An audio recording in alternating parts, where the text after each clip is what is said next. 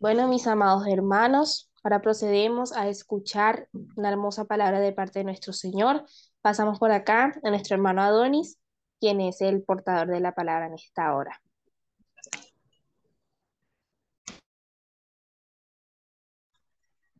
Buenos días, hermanos. Gracia y paz, como decía nuestro hermano el apóstol Pablo, que el Señor los continúe bendiciendo cada día más. Este, Le damos gracias a Dios primeramente porque nos ha dado una oportunidad de poder reunirnos nuevamente como hermanos, para dialogar acerca de su hermosa palabra que Él nos ha dejado.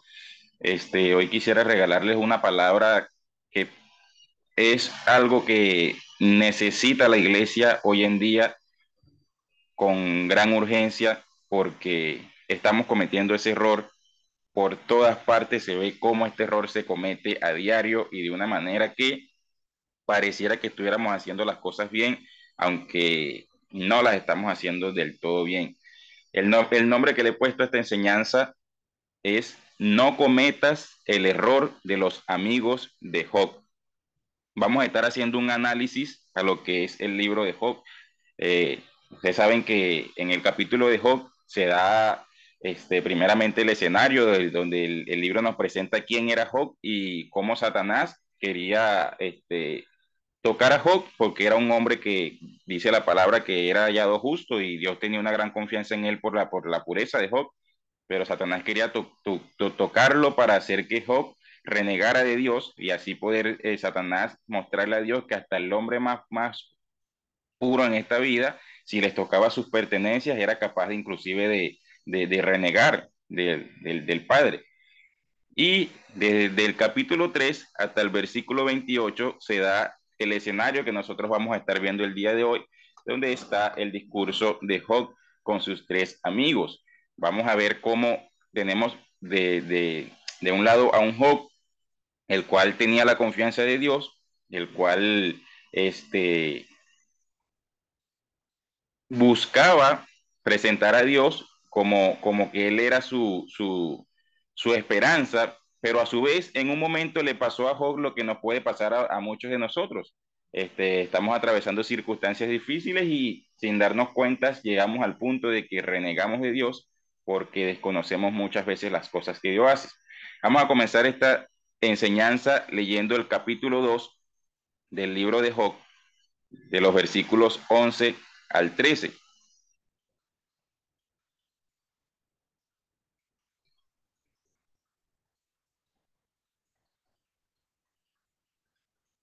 Dice la palabra del Señor, Job capítulo 2 versículos del 11 al 13. Cuando tres de los amigos de Job se enteraron de la tragedia que había sufrido, viajaron juntos desde sus respectivos hogares para consolarlo y confortarlo.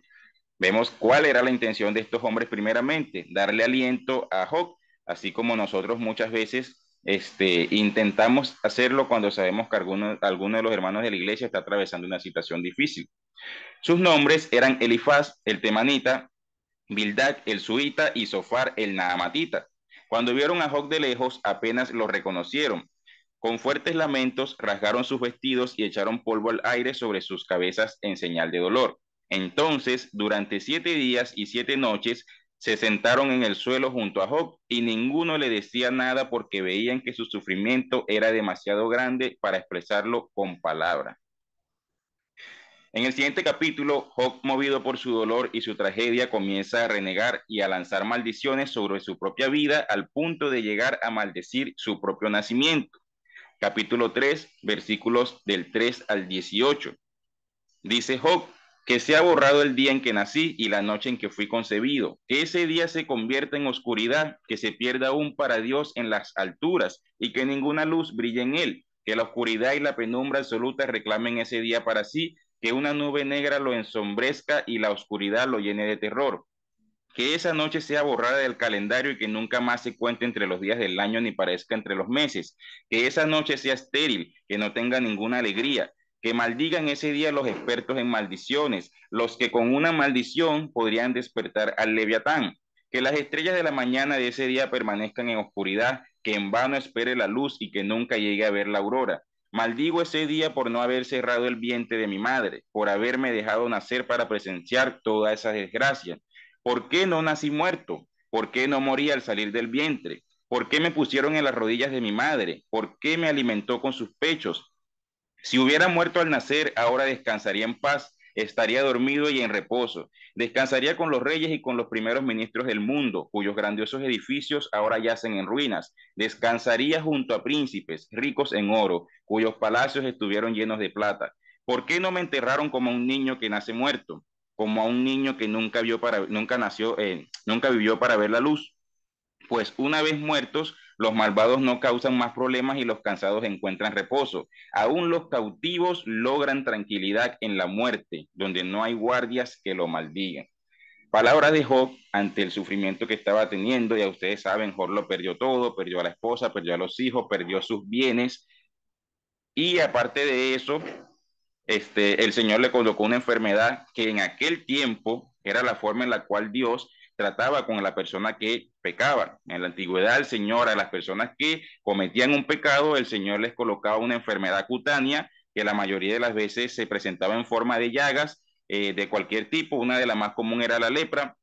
Y era la situación que estaba atravesando Job. Y Job en su desespero, en su dolor, llega a este punto en el cual inclusive empieza a maldecir el día que Dios le regaló para que él viniera a esta tierra. Muchas veces las personas cuando están atravesando circunstancias difíciles, quizás por no tener la mirada puesta en Dios del todo, o por una mala enseñanza donde se nos ha enseñado que al cristiano todo le tiene que salir perfecto y si no le está saliendo todo perfecto es porque el diablo lo tiene azotado y muchas veces se nos olvida que Dios ha tratado con muchísimas personas de esa manera a lo largo de la Biblia y caemos en ese desconsuelo y llegamos a renegar del nombre de Dios. Primer error que nosotros vemos acá, del mismo Job, ese mismo del cual Dios le tenía confianza, que le dice a Satanás, tócalo si tú quieres, que él no va a renegar de mí. En este punto está perdiendo su esperanza conforme a la situación que está viviendo. ¿Qué te quiero decir con esto, hermano? Que el mayor enemigo de nuestra fe son nuestros propios sentidos. Según lo que nosotros sentimos, según lo que nosotros vemos, lo que nosotros escuchamos, nosotros llegamos al punto de quitar nuestra fe de Dios y renegamos muchas veces de lo que Él hace porque lo que yo estoy sintiendo no es de mi agrado o por lo que yo estoy viendo a mi alrededor o estoy escuchando a mi alrededor no me hace sentir cómodo. El primero de los amigos de Job en dirigirse hacia él en son de consuelo fue Elifaz, quien le dice las siguientes palabras. Vamos a leer el capítulo 2, versículos del 2 al 7. Perdón, el capítulo 4, versículos del 2 al 7. ¿Podrías ser paciente y permitirme que te diga unas palabras? Pues, ¿quién podría quedarse callado? Antes alentabas a mucha gente y fortalecías a los débiles. Tus palabras daban apoyo a los que caían. Animabas a los de rodillas temblorosas. Sin embargo, ahora que las desgracias te acosan, te desanimas, te llenas de miedo cuando te afectan a ti. No te da confianza tu reverencia a Dios. No te da esperanza tu vida de integridad. Detente a pensar. Mueren los inocentes cuando han sido destruidos los justos. Esto es lo que nos pasa muchas veces a nosotros, que nosotros somos especialistas en darle un consejo a otra persona sobre una situación difícil que están atravesando, pero en el momento que me toca la circunstancia difícil a mí como que se me olvidan todos esos consejos que le di a aquella persona y puedo llegar a cometer los mismos errores que ella estuvo cometiendo en el momento que yo la aconsejé. Luego le cuenta a Job una visión que tuvo. Estamos hablando de Elifaz en ese mismo capítulo, versículos del 13 al 21. Elifaz le cuenta a Job una visión que tuvo. Me llegó una inquietante visión durante la noche, cuando la gente duerme profundamente. El miedo se apoderó de mí y mis huesos temblaron. Un espíritu pasó frente a mi cara y se me pusieron los pelos de punta. El espíritu se detuvo, pero no pude ver su forma. Había una silueta delante de mis ojos. En el silencio oí una voz que dijo, ¿puede un mortal ser inocente ante Dios? ¿Puede alguien ser puro ante el Creador? Si Dios no confía en sus propios ángeles y acusa a sus mensajeros de necedad, ¿cuánto menos confiará en los seres humanos hechos de barro? Están hechos de polvo, aplastados tan fácilmente como una polilla. Están vivos, están vivos en la mañana, pero muertos por la tarde y desaparecen para siempre sin dejar rastro. Se les arrancan las cuerdas, se derrumba la carpa y mueren en ignorancia. Dentro de este punto que presenta Elifaz comete un error y es que Elifaz dice que Dios no confía ni siquiera en sus propios ángeles, ¿cómo va a confiar en el hombre? Pero nosotros vemos que el carácter de Dios es distinto a esto.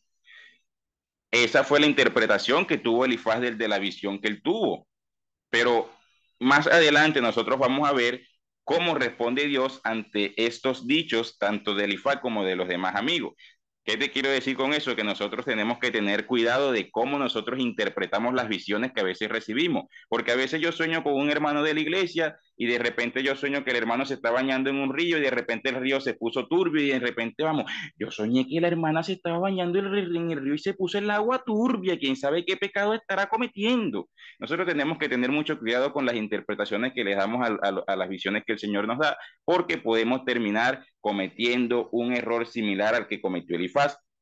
Ya más adelante vamos a entender cuál fue el error de él. Elifaz continúa su respuesta de la siguiente manera, capítulo 5, versículos del 1 al 27. Por más que grites por ayuda, ¿quién te responderá? ¿Cuál de los ángeles te ayudará? Te aseguro que el resentimiento destruye al necio y los celos matan al ingenuo. He visto a los necios triunfar momentáneamente en la vida, pero después llega la calamidad repentina. Sus hijos quedan abandonados y lejos de toda ayuda. Los oprimen en el tribunal y no hay quien los defienda. Su cosecha la devoran los hambrientos, aun cuando esté rodeada de zarzas. Los sedientos suspiran por su riqueza. El mal no germina del suelo ni la aflicción brota de la tierra, pero la gente nace para tener problemas tan cierto como que las chispas vuelan del fuego. Si terminamos esta lectura, la voy a dejar hasta aquí para aprovechar el tiempo, para no extendernos tanto. Vemos que Elifaz lo que comienza a decir es cómo le va de mal a las personas que viven sin guardar la ley del Señor. ¿Por qué? Porque estos hombres, al ver la situación de Job, ellos se duelen, pero porque ellos cuando ven cómo está Job, lo que pasa por su corazón es qué pecado tan grande habrá cometido Job para que Dios lo esté afligiendo de esa manera. Vamos a ver la respuesta de Job ante estos dichos de Elifaz. La respuesta de Job se parece mucho a las que suelen dar las personas que se sienten desamparadas. Capítulo 6, versículos del 5 al 6. Mire lo que dice Job. ¿Acaso no tengo derecho a quejarme? ¿No rebuznan los burros salvajes cuando no encuentran hierba y mugen los bueyes cuando no tienen que comer? ¿No se queja la gente cuando a la comida le falta sal? ¿Hay alguien que desee comer la insípida clara del huevo? Este es un tipo de respuesta que muchas veces dan las personas cuando están en ese tipo de desconsuelo. Tú le quieres dar un consejo de parte de Dios y tú le dices, sí hermano, pero no hable de esa manera, acuérdese que Dios es todopoderoso y que Él tiene un propósito para sus hijos. Y las personas muchas veces llegan a ese punto, sí, pero ajá, ¿y qué? Entonces me tengo que aguantar esta situación tan difícil, ¿por qué me tiene que pasar esto a mí si yo soy un hijo de Dios? O sea, ¿de dónde está Dios que me está sucediendo esto? ¿Ese qué caso Él no se acuerda de mí? Él no, ¿de dónde están las promesas que Él me dio? La respuesta que está dando en este momento. Son respuestas que si usted, el Señor le da la oportunidad de trabajar en la consejería, la va a escuchar muy a menudo. Luego de los versículos del 9 al 14, quisiera que Él me aplastara, quisiera que extendiera su mano y me matara. Al menos puedo consolarme con esto. A pesar del dolor, no he negado las palabras del Santísimo, pero no tengo fuerzas para seguir, no tengo nada por lo cual vivir. Tengo yo la fuerza de una roca, está mi cuerpo hecho de bronce. No, estoy desamparado por completo, sin ninguna oportunidad de salir adelante. Uno debería ser compasivo con un amigo abatido, pero tú me acusas sin ningún temor del Todopoderoso. Palabras de Job en medio de su dolor. Pero este discurso da un giro repentino. Job le dice unas palabras a sus amigos en las cuales nos vamos a enfocar y están del versículo 21 en adelante. Miren lo que le dice Job a Elifaz y a sus dos amigos. Tampoco ustedes han sido de ayuda, han visto mi calamidad y les da miedo. ¿Por qué alguna vez les he pedido que me regalen algo? Les he suplicado que me den algo suyo. Les he pedido que me rescaten de mis enemigos o que me salven de personas despiadadas. Enséñenme y me quedaré callado. Muéstrenme en qué me equivoqué. Las palabras sinceras pueden causar dolor, pero ¿de qué sirven sus críticas? ¿Creen que sus palabras son convincentes cuando ignoran mi grito de desesperación? Ustedes hasta serían capaces de enviar a un huérfano a la esclavitud o de vender a un amigo. Mírenme, les mentiría en su propia cara. Dejen de suponer que soy culpable porque no he hecho nada malo. ¿Piensan que estoy mintiendo? ¿Acaso no conozco la diferencia entre el bien y el mal? Pero esto no queda allí. Job dirige unas palabras a Dios. En el capítulo 7, del 16 al 21, Job esta vez se dirige al Señor y mire lo que le dice. Odio mi vida y no quiero seguir viviendo. Oh, déjame en paz durante los pocos días que me quedan. ¿Qué son los seres humanos para que nos des tanta importancia, para que pienses tanto en nosotros? Pues nos examinas cada mañana y nos pruebas a cada momento. ¿Por qué no me dejas en paz al menos el tiempo suficiente para poder tragar? Si he pecado, ¿qué te he hecho, oh vigilante de toda la humanidad? ¿Por qué me haces tu blanco? ¿Acaso te soy una carga? ¿Por qué mejor no perdonas mi pecado y me quitas la culpa? Pues pronto me acostaré en el polvo y allí moriré. Cuando me busques, me habré ido. Este tipo de palabras yo la he escuchado muchísimo, sobre todo con personas que fueron diagnosticadas con una enfermedad de tipo terminal, sea un cáncer, que es el más común, inclusive personas que han sido diagnosticadas con enfermedades que son muy difíciles para el cuerpo, como la lupus.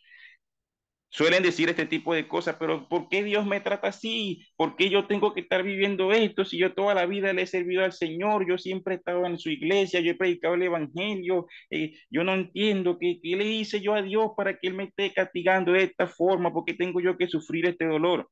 La palabra de desconsuelo que dio Job, nosotros la podemos escuchar muchísimo en la boca de su propia iglesia, porque muchas veces olvidamos que Dios siempre tiene el control de todo, hermano. Es aquí cuando interviene el segundo de los amigos de Job. Esta vez se trata de Bildad, capítulo 8, versículos del 1 al 6. Dice, entonces Bildad, el suita, respondió a Job, ¿hasta cuándo seguirás hablando así? Suenas como un viento rugiente. ¿Acaso Dios tuerce la justicia? ¿Tuerce el Todopoderoso lo que es recto? Seguramente tus hijos pecaron contra él y por eso el castigo estaba bien merecido. Pero si oras a Dios y buscas el favor del Todopoderoso, si eres puro y vives con integridad, sin duda que Él se levantará y devolverá la felicidad a tu hogar. El problema con el discurso de Bildad se encuentra en el versículo 4, donde éste especula sobre algún posible pecado de los hijos de Job que motivó tal castigo de parte de Dios. El versículo 4 dice, seguramente tus hijos pecaron contra él y por eso el castigo estaba bien merecido. Típica actitud que tomamos nosotros cuando una persona le comienza a ir mal, lo sacaron del trabajo, tiene problemas con sus hijos, se divorció, lo primero que decimos es, ¿quién sabe qué andará haciendo por ahí para que le esté pasando todo eso? Lo mismo que hizo Bildad en este caso. Seguido de algunos consejos sobre integridad y sabiduría.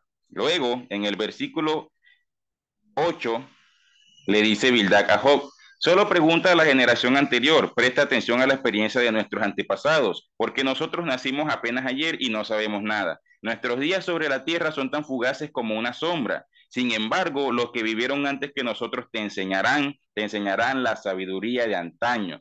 Y continuamos en el versículo 16. Los que no tienen a Dios parecen una planta frondosa que crece al sol y que extiende sus ramas por el jardín. Sus raíces penetran entre las piedras y se sujetan a las rocas, pero cuando se la arranca de raíz es como si nunca hubiera existido. Y brotan otras palabras, pero otras plantas. Sin embargo, mira, Dios no rechazará a una persona íntegra, tampoco dará una mano a los malvados. Él volverá a llenar tu boca de risas y tus labios con gritos de alegría. Los que te odian se vestirán de vergüenza y el hogar de los malvados será destruido. Hasta este punto, estos amigos están cumpliendo con la misión que ellos fueron a cumplir, que fue de consolar a Job. Pero Job continúa en su desespero y continúa diciendo palabras que quizás le pueden quitar la paciencia a cualquiera. Job vuelve a dar su respuesta ante las palabras de Bildad. Mire lo que le dice Job a Bildad. Capítulo 9, versículos del 2 al 4 primeramente. Sí, yo sé que en teoría todo es verdad, todo esto es verdad, pero ¿cómo puede una persona ser declarada inocente a los ojos de Dios? Si alguien quisiera llevar a Dios a juicio, ¿sería posible responderle siquiera una vez entre mil? Dios es tan sabio y tan poderoso. ¿Quién lo ha desafiado alguna vez con éxito? Capítulo 7 y 8. Si Él lo ordena, el sol no saldrá ni brillarán las estrellas. Él solo extendió los cielos y marcha sobre las olas del mar. Y del 12 al 15, si arrebata la vida de alguien, ¿quién podrá detenerlo? ¿Quién se atreve a preguntarle, ¿qué haces? Dios no contiene su enojo, aún los monstruos del mar son aplastados bajo sus pies. Así que, ¿quién soy yo para intentar responder a Dios o incluso razonar con Él? Aunque yo tuviera razón, no tendría ninguna defensa, solo podría rogar misericordia. Aquí estamos viendo por palabras de Job que él entiende quién es Dios, él sabe que Dios es el Todopoderoso, que Él es soberano, que Él actúa en justicia y que castiga el pecado, pero también muestra misericordia. Pero está ignorando un aspecto muy importante de Dios y es el amor que Él tiene por sus hijos.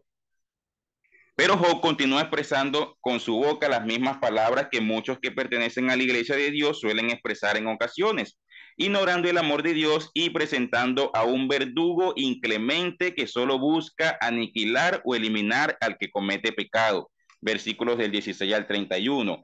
Y aunque lo llamara y él me respondiera, dudo que me preste atención, pues él me ataca con una tormenta y vez tras vez me hiere sin motivo. No me dejará recobrar el aliento, sino que me llena de amargas tristezas. Si es cuestión de fuerza, él es fuerte, y si de justicia, ¿quién se atreverá a llevarlo al tribunal? Aunque soy inocente, mi boca me declararía culpable. Aunque soy intachable, la misma boca demostraría que soy malvado. Soy inocente, pero para mí no marca ninguna diferencia. Desprecio mi vida. Inocente o perverso para Dios es lo mismo. Por eso digo, Él destruye tanto al intachable como al perverso. Cuando azota la plaga, Él se ríe de la muerte del inocente. Toda la tierra está en manos de los malvados y Dios ciega a los ojos de los jueces. Si no es Él quien lo hace, entonces ¿quién? Mi vida pasa más rápido que un corredor y se va volando sin una pizca de felicidad. Desaparece como un barco veloz hecho de papiro, como un águila que se lanza en picada sobre su presa. Si decidiera olvidar mis quejas, abandonar mi casa, mi cara triste y alegrarme, aún así le tendría pavor a todo el dolor, porque, oh Dios, sé que no me encontrarías inocente. Pase lo que pase, seré declarado culpable. Entonces, ¿para qué seguir luchando? Incluso aunque me lavara con jabón y limpiara mis manos con lejías, me hundirías en un pozo lleno de lodo y mis propias ropas sucias me odiarían. Una persona que se ha olvidado total y completamente del carácter misericordioso de Dios. Se olvidó total y completamente del amor de Dios Job en este momento por la situación que estaba viviendo.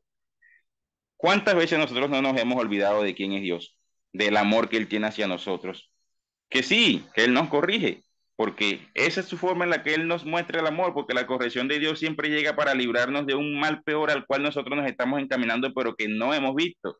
Que como Él, que es que quien conoce todas las cosas, sabe hacia dónde nos dirigimos y nos pone un muro de contención para frenarnos. Y como nosotros vamos a 100 kilómetros por hora, nos damos durísimo con ese muro, nos duele el golpe y entonces nos olvidamos de quién es Dios. Nos enfocamos en el golpe que nos dimos contra el muro, pero no pensamos en que ese muro Dios lo puso allí para librarme de un precipicio que me esperaba más adelante. Este capítulo termina, pero no sin antes llevarnos a poner nuestros ojos en Jesús, el Salvador. Capítulo 9, versículos del 32 al 35. Miren lo que dice Job. Dios no es un mortal como yo, por eso no puedo discutir con él ni llevarlo a juicio. Si tan solo hubiera un mediador entre nosotros, alguien que pudiera acercarnos el uno al otro, ese mediador podría hacer que Dios dejara de golpearme y ya no viviría aterrorizado de su castigo. Entonces podría hablar con él sin temor, pero no puedo lograrlo con mis propias fuerzas. Job está clamando por una persona que interceda entre él y Dios, porque él está viendo a Dios como un verdugo que lo está azotando y él piensa que no tiene consuelo porque no tiene nadie que abogue por él. Pero ¿qué nos enseña la palabra? Primera de Timoteo capítulo 2, versículo 5. Pues hay solo un Dios y solo un mediador que puede reconciliar a la humanidad con Dios y es el hombre Cristo Jesús. Y primera de Juan capítulo 2, versículos del 1 al 2 dice, mis queridos hijos, les escribo estas cosas para que no pequen, pero si alguno peca, tenemos un abogado que defiende nuestro caso ante el Padre. Es Jesucristo el que es verdaderamente justo. Él mismo es el sacrificio que pagó por nuestros pecados, y no solo los nuestros, sino también los de todo el mundo. Entonces vemos que en ese momento Job está clamando por tener a alguien que lo defienda. En aquel momento ellos no tenían la imagen de Cristo como la tenemos nosotros hoy.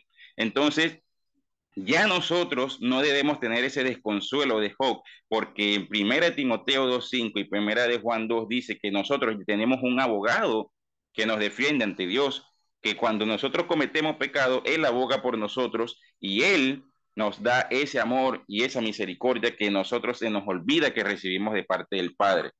Por medio del sacrificio de Jesús es que nosotros somos hallados justos delante de los ojos de Dios y por lo tanto, por eso es que Dios nos mira con ojos de amor, porque cuando Él nos ve a nosotros, Él nos ve a través del sacrificio que ya Cristo hizo por nosotros. Y el amor de Él, dice su palabra, que sus misericordias se renuevan cada día. Pero recordemos que esto está dicho desde una visión humana. Recordemos que nosotros los humanos somos seres finitos, es decir, que tenemos un inicio y un fin. Nosotros nos movemos en un cronos, el cual se mueve por horas, días, meses y años, pero Dios se mueve en un kairos. Dios no tiene días, Dios no tiene noches, Dios no tiene horas, Dios no tiene minutos, Él simplemente existe. Entonces, dentro de nuestra perspectiva humana, nosotros podemos decir que sus misericordias se renuevan cada día, porque nosotros andamos por día, pero Dios existe en el tiempo eternamente. Es decir, que su misericordia en todo momento está para nosotros, que desde nuestra perspectiva, Dios el día de mañana olvida el pecado que yo cometí hoy, pero entre la perspectiva de Dios, Dios, el pecado que yo cometí hoy, no lo olvida mañana. Ya Él lo olvidó desde el momento que Cristo murió en la cruz. Eso nunca se nos puede olvidar, hermano, para que no perdamos esa fe y ese consuelo que tenemos nosotros en el Señor.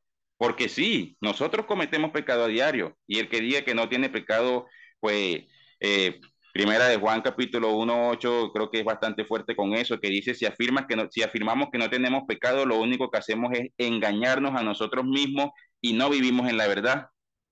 Pero si confesamos nuestros pecados a Dios, Él es fiel y justo para perdonarnos nuestros pecados y limpiarnos de toda maldad.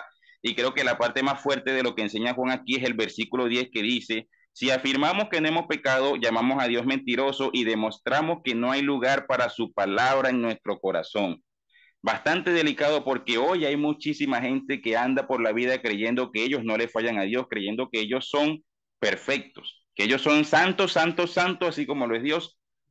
Y este versículo me dice que la persona que anda de esa forma, que no reconoce los pecados que comete ante Dios, dice que no hay lugar para ellos, en el corazón de ellos, para la palabra del Señor. Hay veces que nosotros escuchamos a gente que dice, hermano, yo no sé por qué a mí me cuesta tanto entender la Biblia. La pregunta es, ¿y cuánto has entendido sobre tu pecado? Porque Juan me dice a mí que una persona que no entiende que es un pecador, que todos los días le falla a Dios, es una persona que no tiene lugar en su corazón para su palabra. Y muchas veces Dios no, la palabra dice, clámame, yo te responderé y te enseñaré cosas grandes ocultas que tú no conoces, pero muchas veces nosotros por más que leemos y leemos y leemos y rebuscamos, no entendemos la palabra. Pero esa es la pregunta, ¿y cuánto hemos entendido nuestro pecado?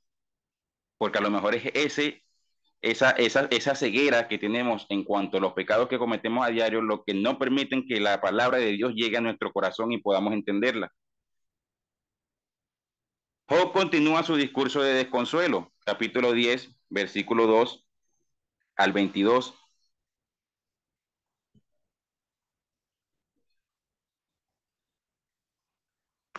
Job 10, capítulo 2 al 22. Voy a leer unos cuantos para no extendernos tantos. Le diré a Dios, no me condenes de plano. Dime qué cargos tienes en mi contra, qué ganas con oprimirme. ¿Por qué me rechazas siendo yo obra de tus manos mientras miras con favor los planes de los malvados?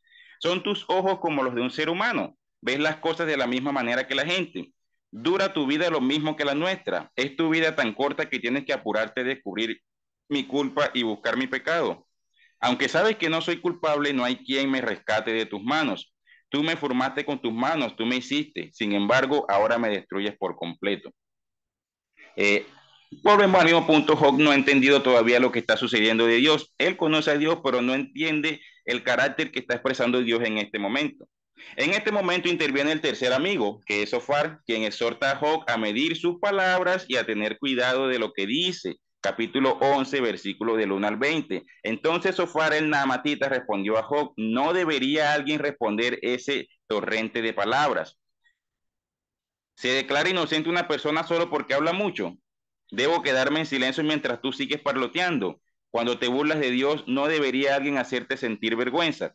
Tú afirmas, mis creencias son puras y estoy limpio a los ojos de Dios. Si tan solo Dios hablara, si tan solo te dijera lo que piensa, si tan solo te declarara los secretos de la sabiduría, porque la verdadera sabiduría no es un asunto sencillo, Escucha, sin duda Dios te está castigando mucho menos de lo que mereces. Otra persona más que comete el mismo error de Bildad, de Elifaz. ¿Puedes tú resolver los misterios de Dios? ¿Puedes descubrir todo acerca del poderoso? Tal conocimiento es más alto que los cielos y tú, ¿quién eres? Es más profundo que el Averno. ¿Y qué sabes tú? Es más extenso que la tierra y más ancho que el mar. Si Dios pasa por aquí y mete a alguien en la cárcel o llama al orden a los tribunales, ¿quién puede detenerlo? Pues Él sabe quiénes son los impostores y toma nota de todos sus pecados. Voy a dejarlo hasta aquí. Si usted quiere, lo puede leer en su casa hasta el 22. Pero aquí Sofar inmediatamente está lanzando un juicio contra Job porque lo está tratando de que Dios lo está poniendo así porque Job es un súper pecador. Por supuesto, las palabras que Job está lanzando demuestran que Job no estaba bien en ese momento. Y estos hombres que llegaron a consolarlo terminaron en el punto que lo están acusando de cosas que no era lo que estaba sucediendo en torno a Job, pero se dejaron llevar por las palabras de Job y terminaron ellos fallándole a Dios también. Recuerda el nombre de la prédica: no cometas el error de los amigos de Job. Job responde a Sofar, capítulo 12, versículos del 1 al 6. Job le dice a Sofar: ustedes sí que lo saben todo, ¿no es cierto? Y cuando mueran, la sabiduría morirá con ustedes. Ahora bien, yo también sé algunas cosas y ustedes no son mejores que yo. ¿Quién no sabe estas cosas que acaban de decir? Sin embargo, mis amigos se ríen de mí porque clamo a Dios y espero una respuesta. Soy un hombre justo e intachable, sin embargo, se ríen de mí. La gente que está tranquila se burla de los que están en dificultades, le da un empujón a los que tropiezan. Los ladrones están en paz y los que provocan a Dios viven seguros, aunque todavía siguen bajo el control de Dios. Ojo con el versículo 4, porque Job sigue afirmando con mucha seguridad que él es un hombre justo, que él es un hombre perfecto, y muchas veces nosotros caemos en ese error. Hacemos 3, 4, 5 cositas buenas y ya decimos que nosotros somos la excelencia por sobre todo, y allí la soberbia se apodera de nuestros corazones. Ojo con esa actitud de Job. Capítulo 13, versículo 1. Miren, he visto todo esto con mis propios ojos y lo he escuchado con mis propios oídos y ahora comprendo. Tengo tanto conocimiento como ustedes, no son mejores que yo. En cuanto a mí, hablaría directamente con el Todopoderoso. Quiero defender mi caso ante Dios mismo. En cuanto a ustedes, me calumnian con mentiras. Como médicos son unos matasanos inútiles. Si tan solo se quedaran callados, es lo más sabio que podrían hacer. Escuchen los cargos que presento, presten atención a mis argumentos. ¿Acaso defienden a Dios con mentiras? Presentan argumentos engañosos en su nombre. Mostrarán parcialidad en su testimonio a favor de él. Serán los abogados defensores de Dios. ¿Qué ocurrirá cuando descubra lo que hacen? ¿Creen que pueden engañarlo tan fácilmente como lo hacen con la gente? Si en secreto hacen inclinar los testimonios a su favor, ciertamente se meterán en problemas con él. Elifaz, al escuchar la palabra de Job y en el deseo de defender a Dios de las acusaciones de Job, vuelve a responder, capítulo 15 del 1 al 19. Qué frágil es el ser humano. No, esto es Job, perdón. Eh, Capítulo 15. Luego Elifaz el temanita respondió: un hombre sabio no contestaría con tanta palabrería. No eres más que un charlatán. Ya aquí Elifaz tomó la actitud que muchas veces nosotros tomamos cuando vemos que hay personas que están renegando el nombre de Dios. Los sabios no se enredan en palabras vanas. ¿De qué sirven tales palabras? No tienes temor de Dios ni reverencia a Él. Tus pecados le dicen a tu boca qué decir y tus palabras se basan en el astuto engaño. Tu propia boca te condena, no yo. Tus propios labios testifican contra ti. ¿Acaso eres la primera persona que nació? ¿Naciste antes de que fueran creadas las colinas? ¿Estuviste presente durante el concilio secreto de Dios? ¿Tienes tú el monopolio de la sabiduría? ¿Qué sabes tú que no sepamos nosotros? ¿Qué entiendes tú que no entendamos nosotros? De nuestro lado están los hombres de edad y de canas, más ancianos que tu padre. Vamos a dejarlo hasta allí. Vemos que Elifaz toma la misma actitud de Job. Job está hablando con soberbia. ¿Quiénes son ustedes para venir a enseñarme a mí? ¿Ustedes acaso saben más que yo? Y Elifaz le responde de la misma manera: ah, es que ahora entonces tú sabes más que nosotros. Entonces nosotros no te podemos decir nada porque tú eres el que te la sabes toda. Tú eres más sabio que Dios, tú sabes todo lo que hace Dios. ¿Y cuántas veces nosotros no hemos caído en ese tipo de conversaciones y discusiones con un hermano que está en desconsuelo y renegando el nombre de Dios? Vamos a ver qué le respondió Job a Elifaz. Capítulo 16 del 1 al 9. Entonces Job volvió a hablar: ya escuché todo esto antes. ¿Qué consejeros tan miserables son ustedes?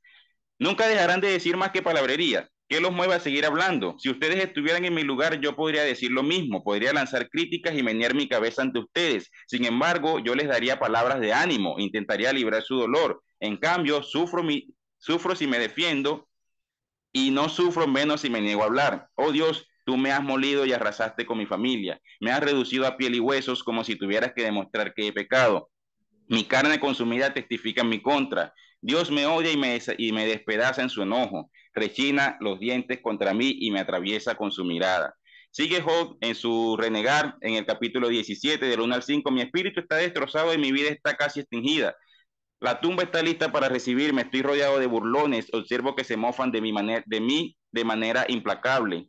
Debes defender mi inocencia, oh Dios, ya que nadie más se levantará a mi favor. Les cerraste la mente para que no comprendieran, pero no permitas que triunfen. Y aquí algo que dice Job que muchas veces nosotros lo hemos hecho, hermano, y que esto no es de un cristiano. Traicionan a sus amigos para su propio beneficio. Y aquí el dicho, haz que sus hijos desfallezcan de hambre. ¿Cuántas veces nosotros no hemos orado pidiéndole a Dios que le haga un daño a otra persona? Simplemente porque nosotros estamos en desacuerdo con esa persona. Eso no es de un cristiano, hermano. Allí Job cometió un error grandísimo, que por supuesto el Señor no le prestó atención a eso que dijo Job allí. Bildad interviene nuevamente en el versículo, en el capítulo 18, nuevamente entra Bildad en escena. ¿Cuánto tiempo pasará hasta que dejes de hablar? Habla con sentido si quieres que te respondamos. ¿Crees que somos animales? ¿Piensas que somos tontos? Aunque con enojo te arranques el pelo, se destruirá la tierra por eso. Hará que las rocas tiemblen. Ciertamente la luz de los malvados se apagará, las chispas de sus fuegos no brillarán, la luz en su carpa se oscurecerá, la lámpara colgada del techo se extinguirá, la zancada confiada de los malvados se acortará, sus propias artimañas provocarán su ruina. Job, en el capítulo 19, clama por misericordia porque él ve que los amigos no le están dando la ayuda que él quiere y él vuelve a poner su mirada nuevamente en Dios. Sofar se olvida de la misericordia y responde con enojo ante Job. Miren lo que dice Sofar. Entonces Sofar el almatita respondió, debo responder porque estoy muy molesto. He tenido que soportar tus insultos, pero ahora mi espíritu me mueve a responder. ¿No te das cuenta que desde el principio del tiempo, desde que el hombre fue puesto sobre la tierra por primera vez, el triunfo de los malos ha durado poco y la alegría de los que viven sin Dios ha sido pasajera? Aunque el orgullo de los incrédulos llegue hasta los cielos y toquen las nubes con la cabeza, aún así ellos desaparecerán para siempre y serán desechados como su propio estiércol. Sus conocidos preguntarán, ¿dónde están? Nuevamente Sofar ataca a Job porque está viendo que Job es orgulloso y como ellos están pensando que lo que viene hacia Job es un pecado y un castigo de parte de Dios, entonces ahora le dice, bueno, esto es por lo orgulloso que está haciendo, porque mira el orgullo con el que habla, por eso estás así. Elifaz comete el mismo error que Bildad y especula sobre pecados que quizás Job cometió y por los cuales Dios lo está castigando. Capítulo 22, versículo del 1 al 11. Ojo con la especular de cosas que no sabemos. Entonces Elifaz el temanita respondió, ¿puede una persona hacer algo para ayudar a Dios? ¿Puede aún el sabio ser de ayuda para él? ¿Saca algún provecho el Todopoderoso con que tú seas justo? Y si fueras perfecto, le sería de beneficio. ¿Acaso él te acusa y trae juicio contra ti porque eres tan piadoso? No, se debe a tu maldad. Tus pecados no tienen límite. La mayoría de las veces los cristianos hablamos así sobre otras personas. Por ejemplo, debes haber prestado dinero a tu amigo y le exigiste alguna prenda como garantía. Sí, lo dejaste desnudo. Debes haber negado agua a quien tenía sed y comida al hambriento. Probablemente pienses que la tierra le pertenece a los poderosos y que solo los privilegiados tienen derecho a ella.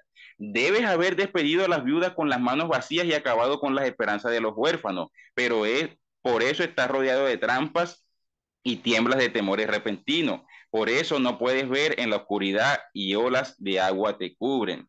Especulación, especulación, especulación y especulación detrás de estos hombres que llegaron a consolar a Job, que ahora lo están atacando, juzgando de una manera injusta.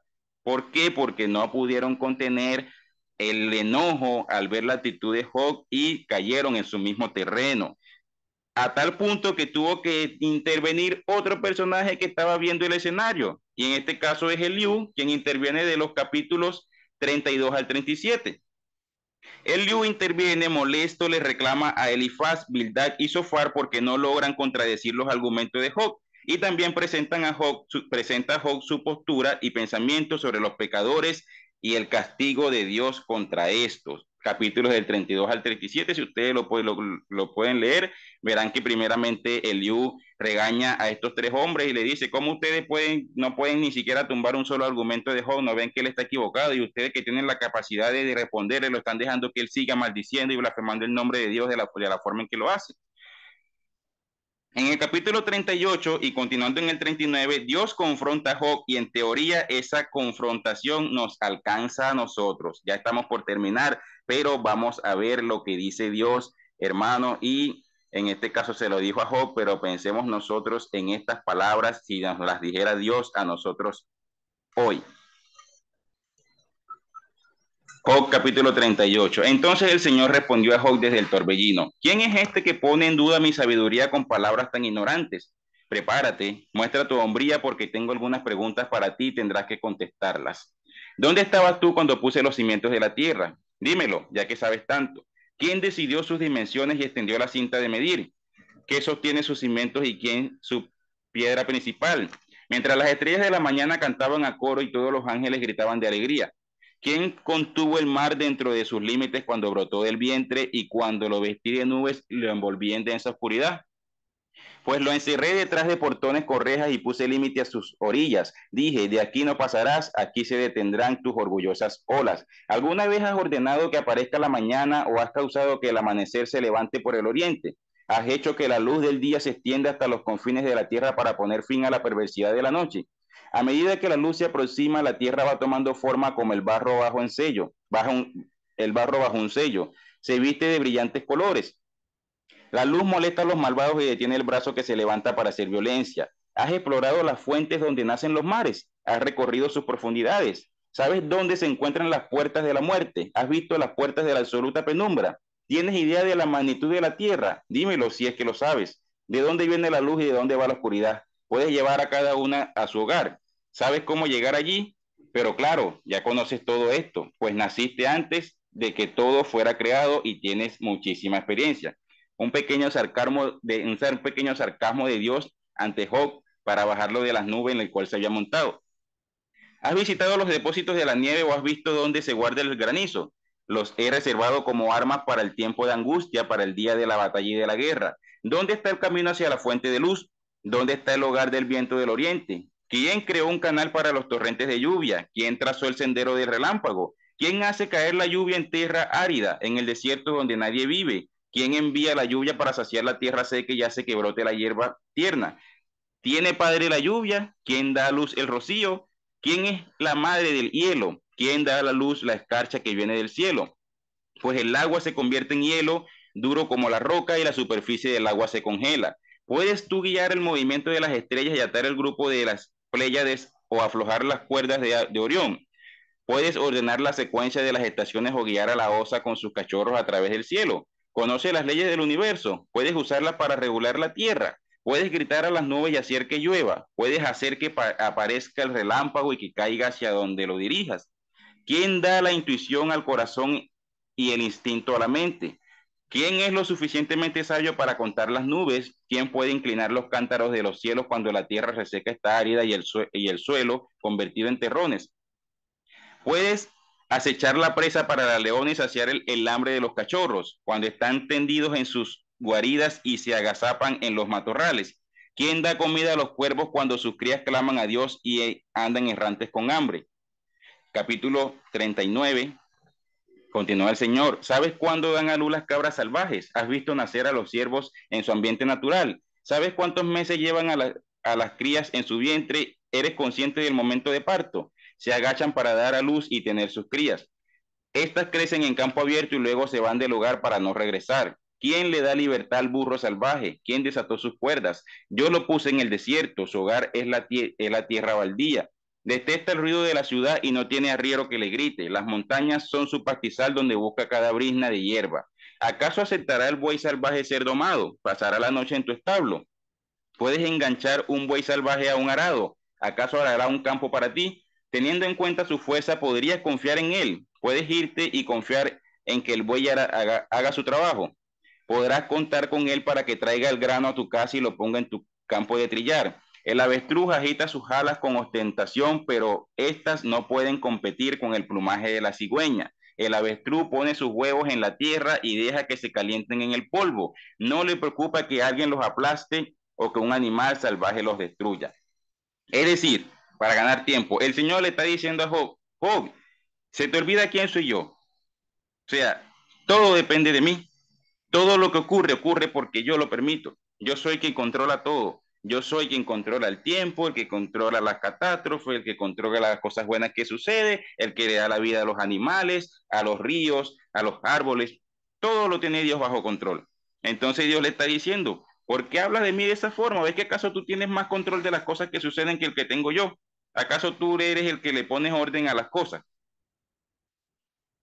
Al final de este libro, Ross reconoce que hablaba en su ignorancia y veremos la decisión que Dios tomó ante la actitud de sus tres amigos, Elifaz, Bildad y Sofar. Ya para cerrar, vamos a ir a Job capítulo 42, versículos del 1 al 6, primeramente, y luego leemos del 7 al 10 para ver lo que Dios hizo con los amigos.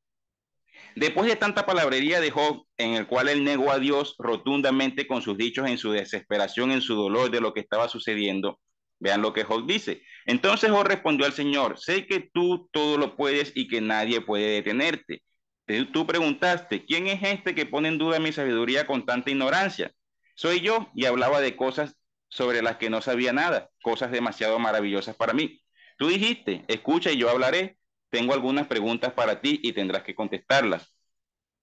Hasta ahora solo había oído de ti, pero ahora te he visto con mis propios ojos. La Reina Valera dice, de oídas te había oído, pero ahora mis ojos te ven.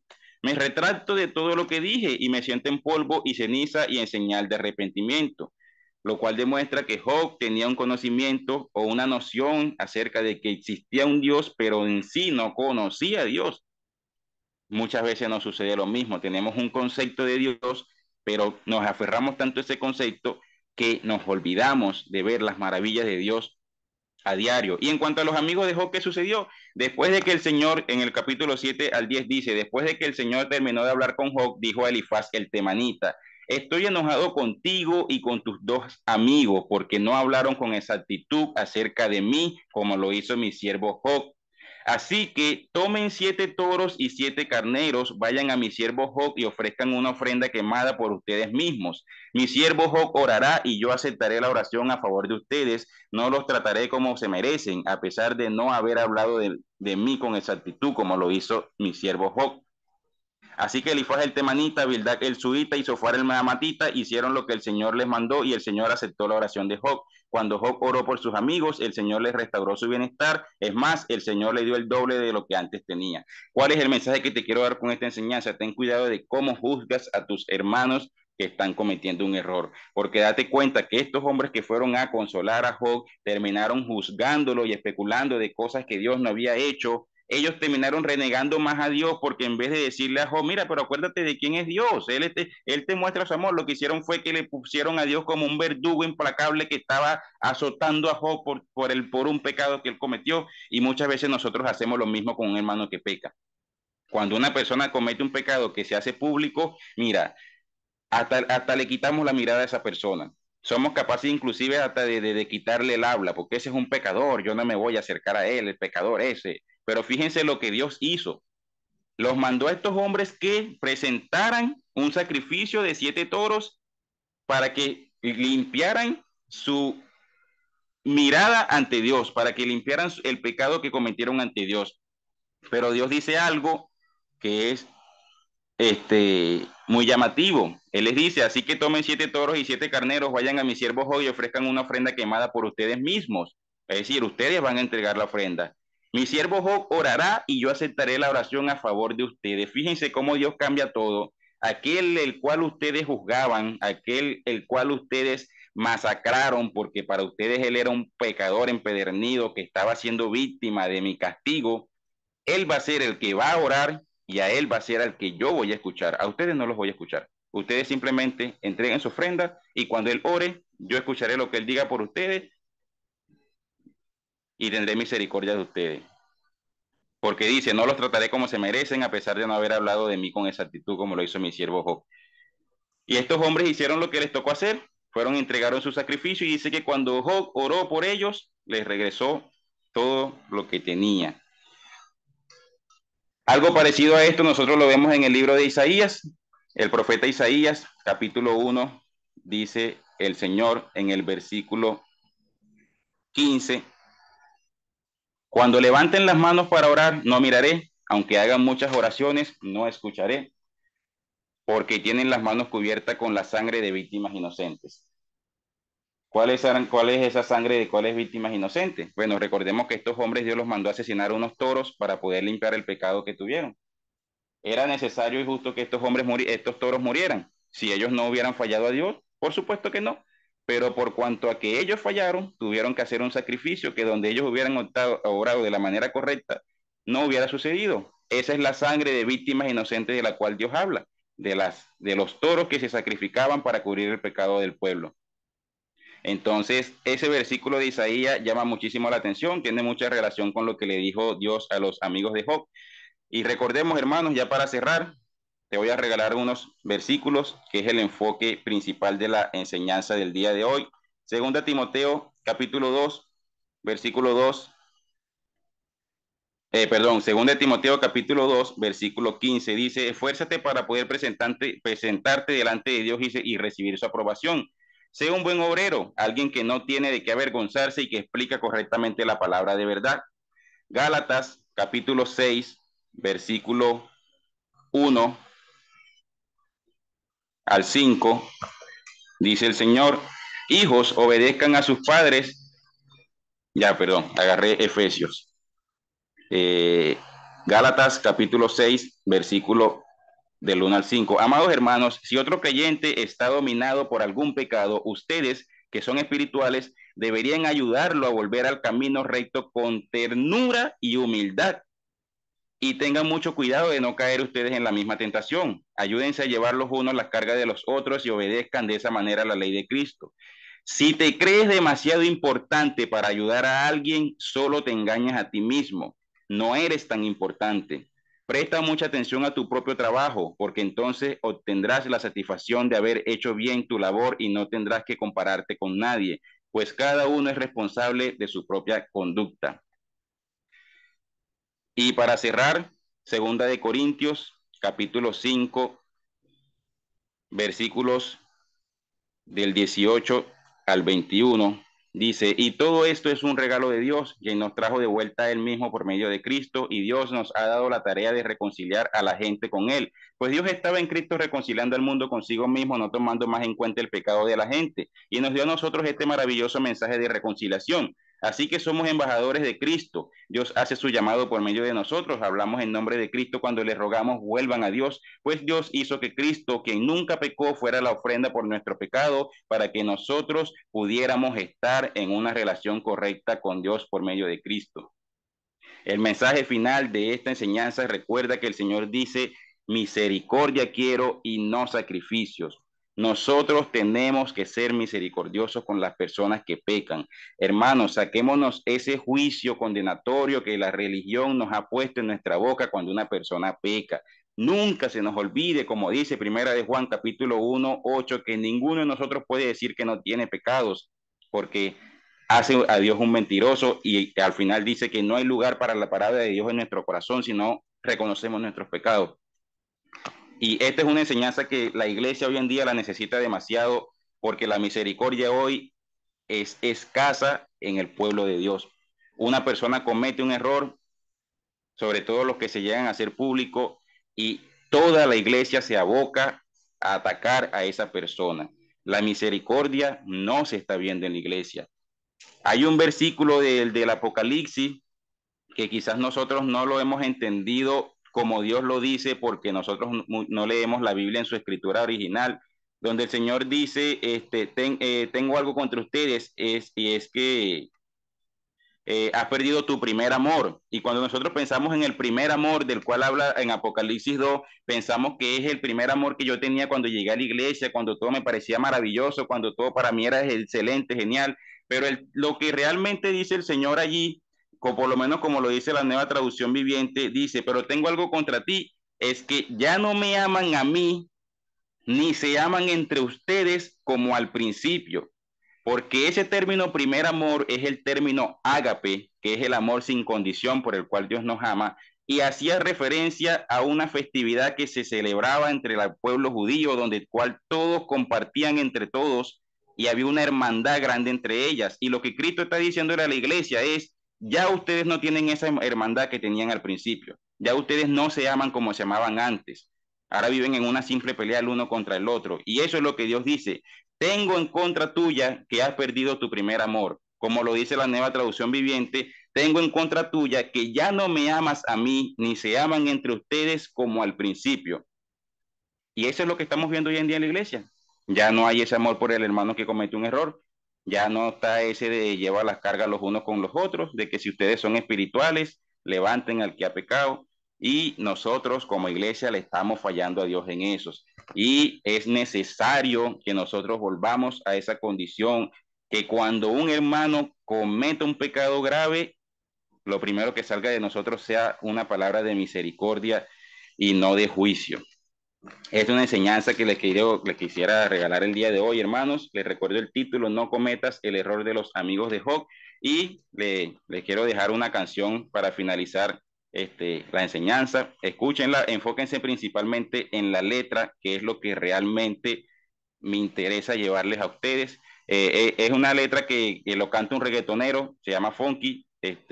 Traté de buscar una versión que no sea tan reggaetón, pero para que la meta es la letra. Escuche la letra, enfóquese en eso, no le preste tanta atención al video y al ritmo.